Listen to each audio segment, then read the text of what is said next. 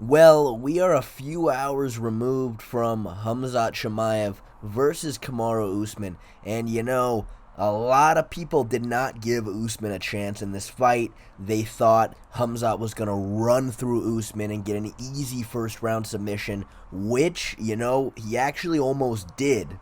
It was very apparent during the fight. Khamzat is a much stronger, more explosive wrestler than Usman. The first takedown he shot, he grabbed the single leg and just hiked Usman's leg up.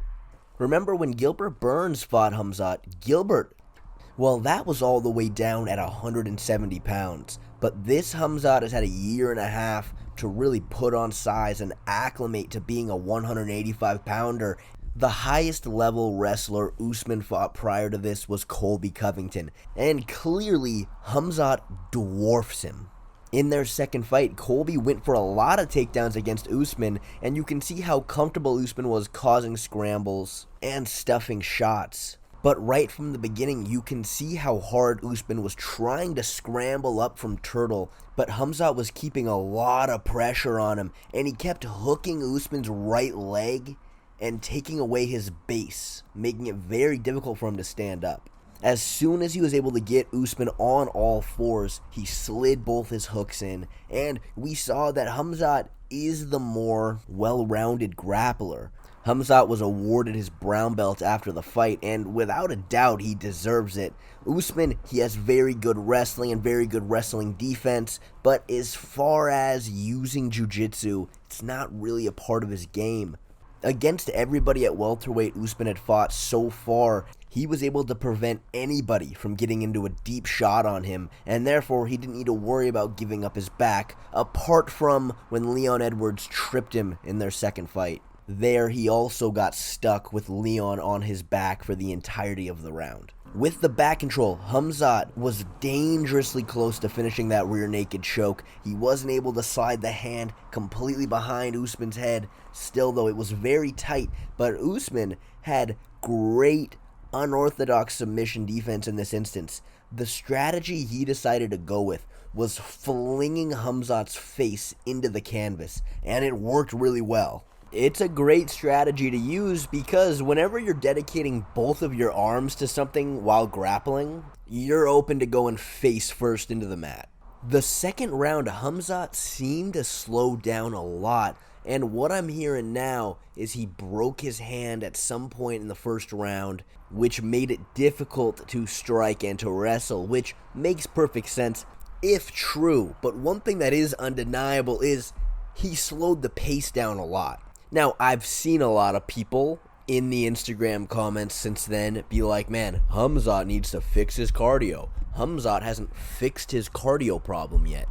I mean, I don't think it's a cardio problem. He sprinted at Usman in that first round. You can't deny that. And it really doesn't matter how good your cardio is. You cannot sprint for 3 rounds straight. It isn't possible. Hanging on to someone's back with your hooks in gasses your legs out really badly. It's one thing when you have the back in a stationary position, like Islam and Volk the first time they fought, but the way Usman was turtled, and then even towards the end of the round standing up, it gasses your legs out maintaining the hooks. So it's not that he has a cardio problem, it's that he expended a ton of energy in that first round, got a 10-8, and therefore had to slow the pace down just like any other fighter would. Now, the striking exchanges is where, to me, it got very interesting because, like I said in the breakdown for this fight, the thing that Usman really struggled with against Leon was, one, obviously the size of Leon,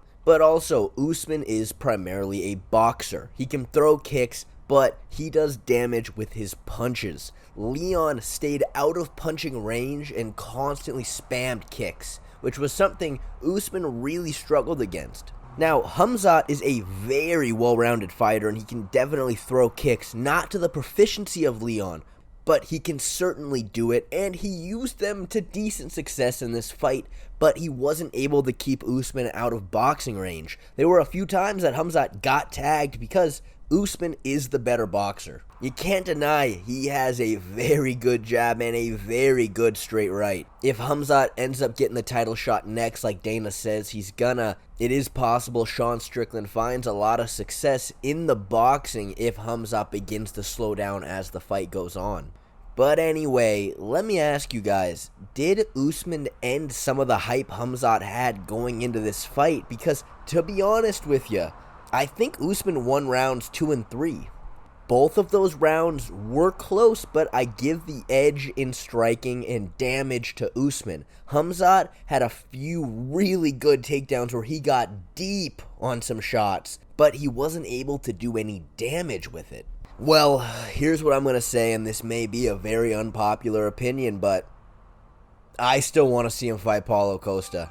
Khamzat has insane wrestling, but his days of just picking up these welterweights and just gently walking around with them, lightly placing them on the ground, and slowly wrapping his forearm underneath their throat and sensually choking them is over. Because he's fighting at middleweight with guys who are much more his size and even bigger than him. Now, Usman is a huge welterweight and a good-sized middleweight. Still, he was smaller than Khamzat was. And even though Paulo Costa looked like absolute dog water against Luke Rockhold, he is big, he is girthy, he is thick, he is veiny, and he has shown to have very good takedown defense. So I want to see how Khamzat stacks up against somebody like that before he gets the title shot. But that's probably not going to happen, and he's just going to get the title shot. So either way, I will be watching. And honestly, none of the hype's dead for me.